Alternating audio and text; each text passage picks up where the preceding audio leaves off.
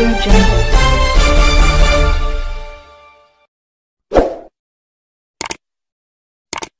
नमस्कार, तेजस न्यूज मध्ये आपलं स्वागत आहे।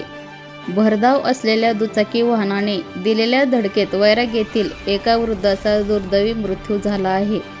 या अपघातानंतर दुचाकी स्वार गाडीसह पळून गेला असून वैराग पोलीस ठाण्यात अकस्मात मृत्यू म्हणून नोंद करण्यात आली आहे।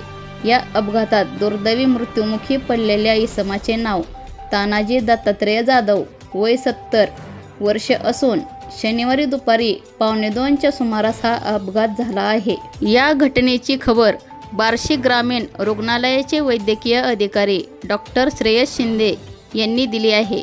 शनिवारी 1:15च्या सुमारास वैरागमधील खंडोबा वेस येथील रहिवासी असलेले 70 वर्षीय तानाजी दत्तात्रय जाधव हे वैराग सोलापूर रोडवरील मेजर साब हॉटेल जवळ आले असता त्यांना एका दुचाकी स्वाराने धडक दिली। ही धडक इतकी गंभीर होती की त्यांना उपचारासाठी बार्शी ग्रामीण रुग्णालयात पोहोचण्यापूर्वीच मयत म्हणून घोषित करण्यात आले।